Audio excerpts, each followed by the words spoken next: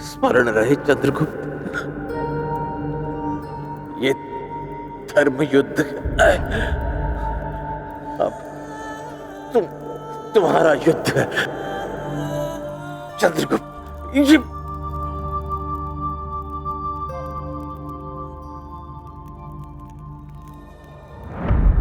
आचार्य आचार्य आचार्य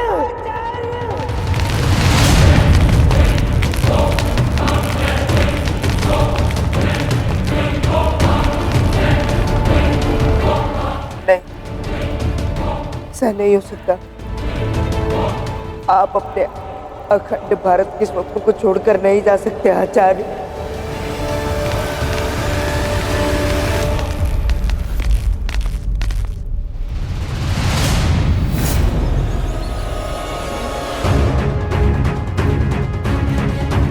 यहाँ कोई भी सैनिक तैनात नहीं है। यदि सेनापति भद्रशाल को ज्ञात हो गया कि यहाँ उपस्थित सैनिकों में से एक भी सैनिक अपने स्थान पर नहीं है, तो हम अपने काम से हाथ धो बैठेंगे।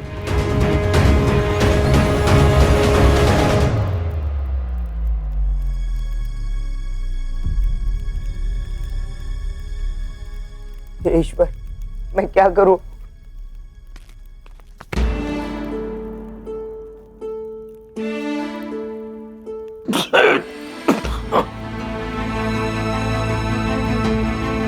आचार्य,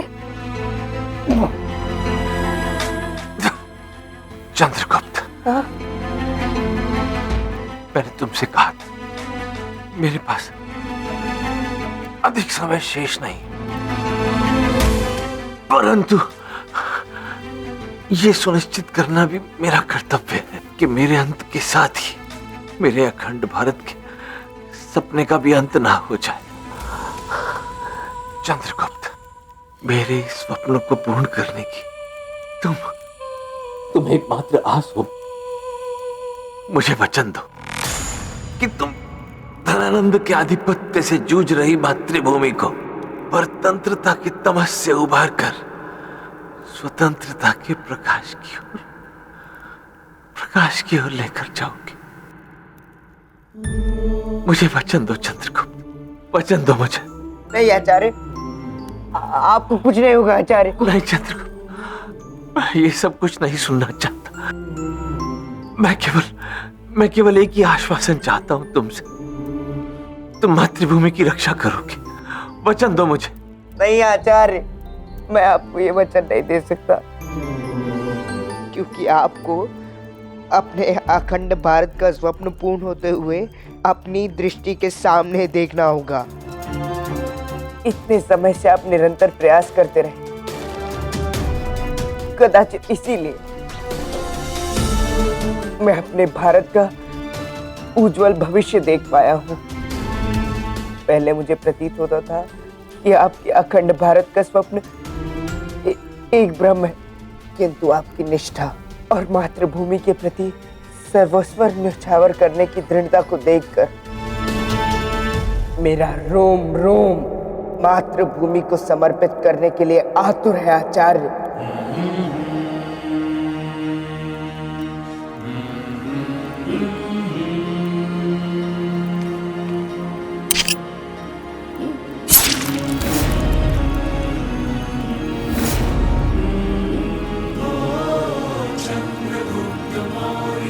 मैं चंद्रगुप्त मौर्य अपनी मातृभूमि को साक्षी मानकर ये प्रतिज्ञा लेता हूं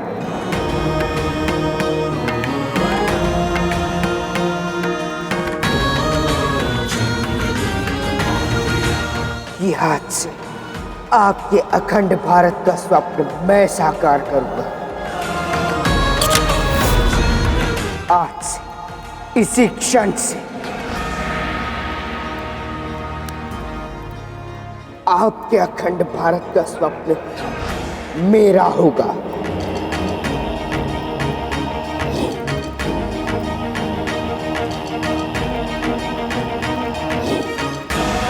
मैं अनेक आंखों की आशा बनूंगा, अन्याय का विनाश करने वाला, बदलाव का प्रतिरूप।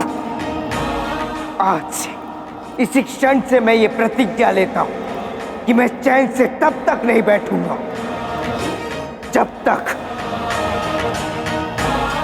आपके अखंड भारत का स्वप्न साकार नहीं हो जाता आचार्य।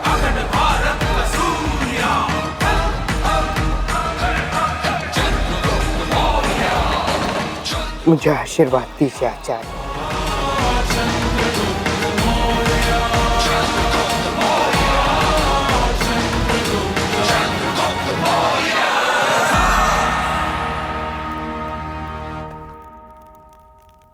आपका ये शिष्य आपके मार्गदर्शन के बिना दिशाहीन है, इसलिए मैं आपको यहां से मुक्त अवश्य करूंगा, चाहे जो हो जाए। तुम्हारे इस लक्ष्य में तुम अकेले नहीं हो चंद्र।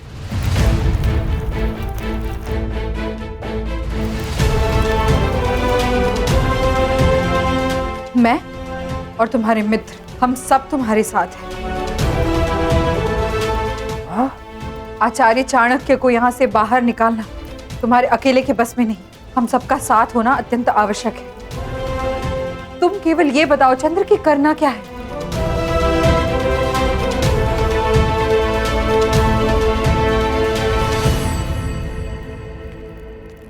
माँ, इस समय महल के सभी द्वार बंद कर दिए गए होंगे। हमें आचार्य को किसी अन्य मार्ग से निकालना होगा। आप तो महल में इतने वर्षों से रह रही हैं, आप ऐसा तो कोई मार्ग जानती ही होंगी जहां से हम आचार्य चाणक्य को बाहर ले जा पाए। सोचिए माँ, कोई तो ऐसा मार्ग होगा।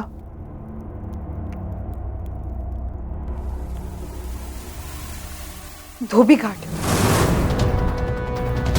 क्या? हाँ, धोबी घाट में एक पानी स्रोत है जहां से महल का सारा पानी बाहर बहाया जाता है।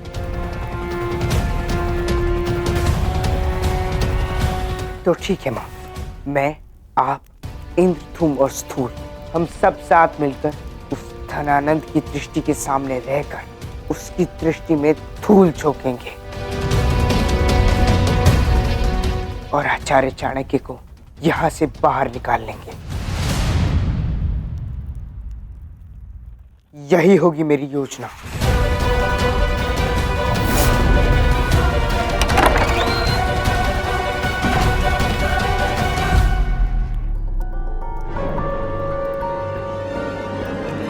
अरे वो कुटिल ब्राह्मण, वो चाणक्य, वो मर गया है। क्या? चाणक्य नहीं रहे? अरे समझ में नहीं आ रहा है कि तुम सबको? जाओ उस शव के पास, तब तक मैं सम्राट को सूचित करता हूँ। और हाँ, उस शव पर से दृष्टि न हटने पाए, सम्राट का आदेश है। जाओ, शीघ्र जाओ।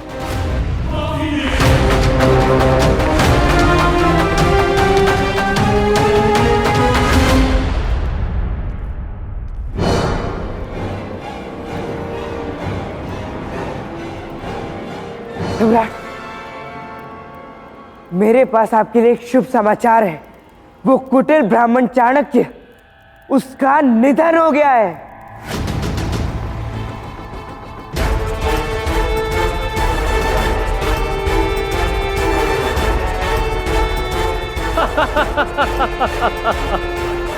निधन नहीं हुआ है दास, दंडित किया गया है। दंड अधिकारी सम्राट धनानंद के हाथों से बने विष से उसका बचना संभव था।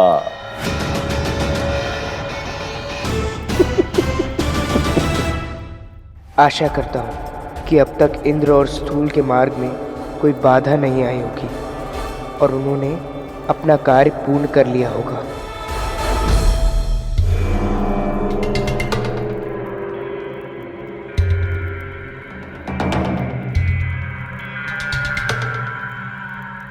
हे भगवान, अत्यंत भयानक मौत मिली है इन्हें।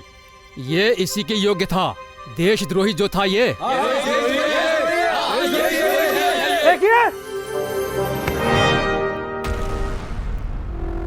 देखिए, इन्होंने अपने जीवन काल में जो कुछ भी किया वो सब पीछे रह गया, किंतु मृत्यु के उपरांत यह एक ब्राह्मण है और इन्हें इनके वर्ण के अनुसार उचित मान सम्मान मिलना चाहिए।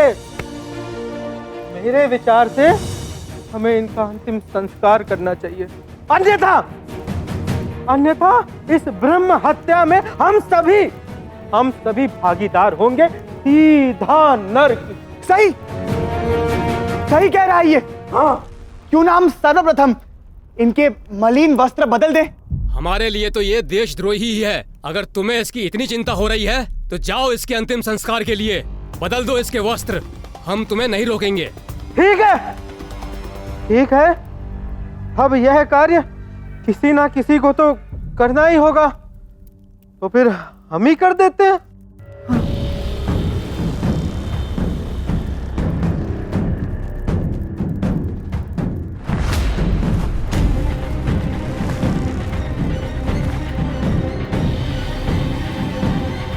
सच हो मित्र?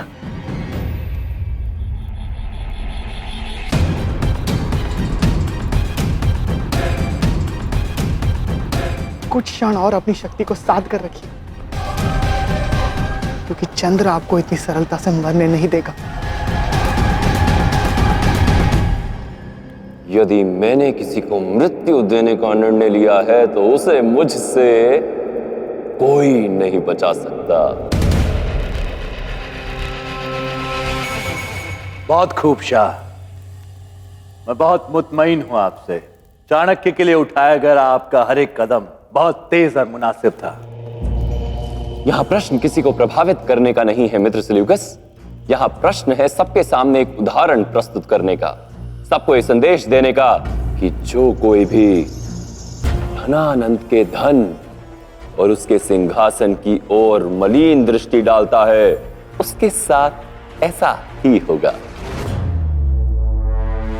अब आप चिंता त्याग दीजिए मित्र सेल्यूकस। अब तक तो आप समझ ही गए होंगे कि मैं अपनी उलझनों को सुलझाने में सक्षम हूं। चलो दास, मुझे उस चाणक्य के मृत शरीर के पास ले चलो। मैं उसे मृत देखने के लिए अत्यंत उत्सुक हूं। जो आज्ञा सम्राट।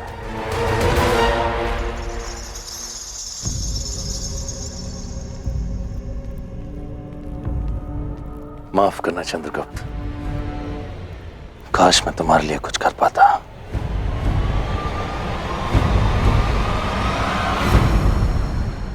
आप अब भी मेरी सहायता कर सकते हैं।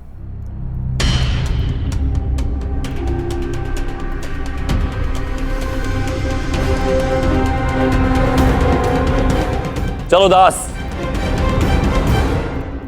जी सम्राट।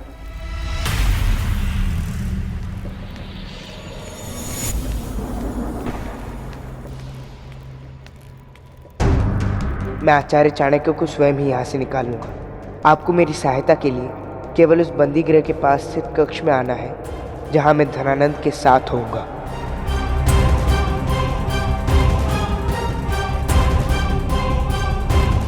हमारा मंसूबा क्या है चंद्रगुप्त?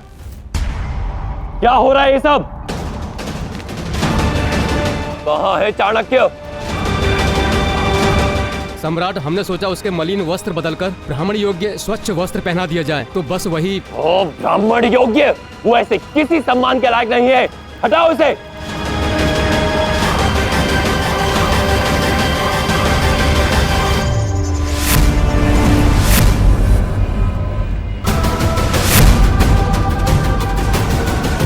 इंद्र, इंद्र, दूल, क्या हुआ तुम्हें मित्रों? किंतु ये दोनों तो उसके वस्त्र बदल रहे थे। वो जीवित है। चाणक्य जीवित है।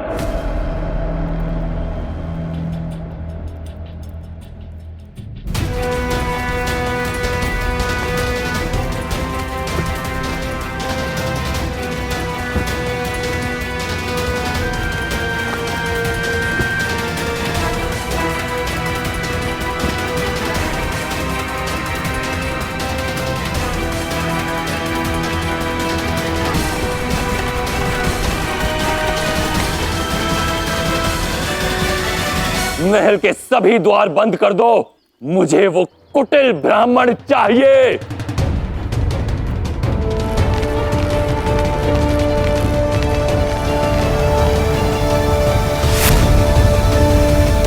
दास का प्रत्येक प्रयास सफल होता जा रहा है महामाते।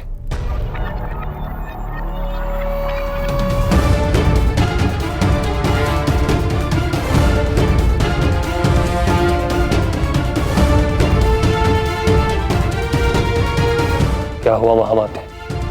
ये ढाल मध्य में थी भद्रसाल। किसी ने इसके माध्यम से सुरंग में प्रवेश करने का दुस्साहस किया है।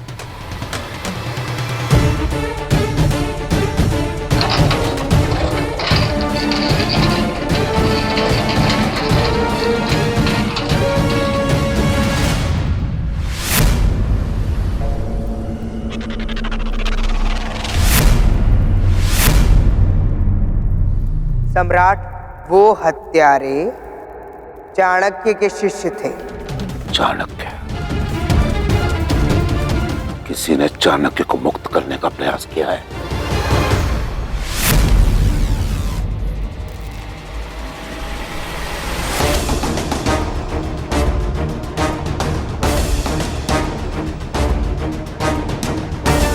दास अन्य दासियों के साथ धोबी घाट क्यों जा रहा है? ये तो राज के दूत है। इसका भला वहां क्या काम? ये उस चंद्रगुप्त की कोई नई चाल होगी। कुछ तो रच रहा है ये धूर्त।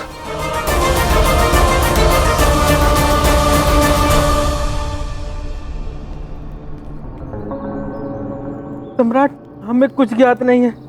हम तो केवल उसके वस्त्र बदल रहे थे। हाँ सम्राट, हमें केवल यही स्मरण है कि मेरे सर पर एक तीव्र प्रहार हुआ और मैं मूर्छित हो गया। सम्राट, महल का कोना कोना ढूंढ लिया, चाणक्य का कहीं कोई सुराग नहीं मिला। तो क्या धुआं बनकर उड़ गया? वो यहीं इसी महल में है। लेकर आओ। अब तक तो धूम आचार्य को लेके धोबी घाट पहुंचने ही वाला होगा।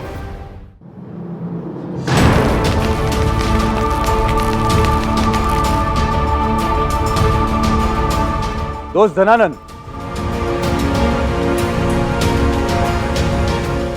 क्या मसला है? काफी भगदड़ मची हुई है। कुछ हुआ है क्या यहां?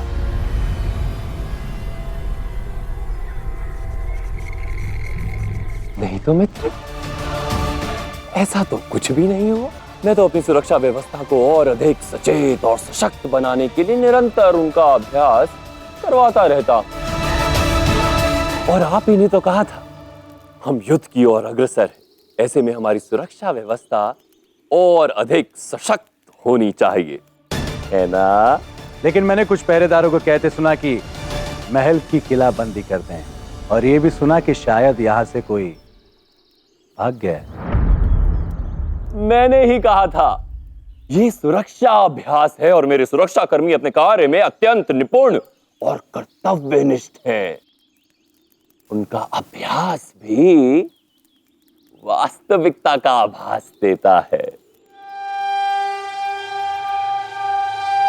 आप चिंता मत कीजिए, सब कुछ नियंत्रण में है। बल्कि मैं तो आपकी योजना के अनुरूप आगे बढ़ने को उत्सुक हूं। आप अपने शिविर में जाइए और आगे की योजना की तैयारी कीजिए। जरूर, तो फिर इजाजत चाहूंगा।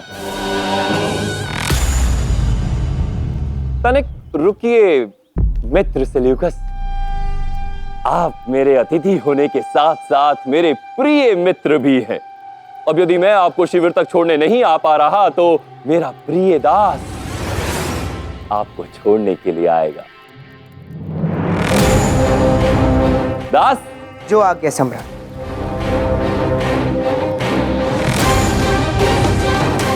तनिक सुनो, ये सुनिश्चित करना तुम्हारा कार्य है कि ये यहां से सीधे अपने रथ तक जाए। इसे पता नहीं चलना चाहिए कि महल में क्या हो रहा है। जो आज्ञा सम्राट। भ्राता, भ्राता, मैंने सुना चाणक्य भाग गया। धीरे बोलो, दीवारों के भी कान होते हैं और शत्रुओं के तो अनेक कान होते हैं। भ्राता, मैंने कुछ ही क्षणों पूर्व उस दास को, वही चंद्रगुप्त का मित्र, उसे धोबी घाट की ओर जाते हुए देखा था, जहां उसका कोई काम नहीं।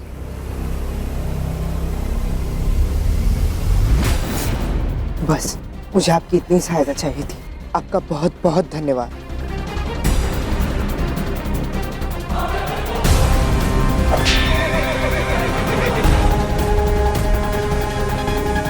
भ्राता, आप मुझे बस एक अवसर दीजिए, बस एक। मैं ये प्रमाणित कर दूंगा कि उस चंद्रगुप्त ने ही उस चाणक्य को भगाने का प्रयास किया है।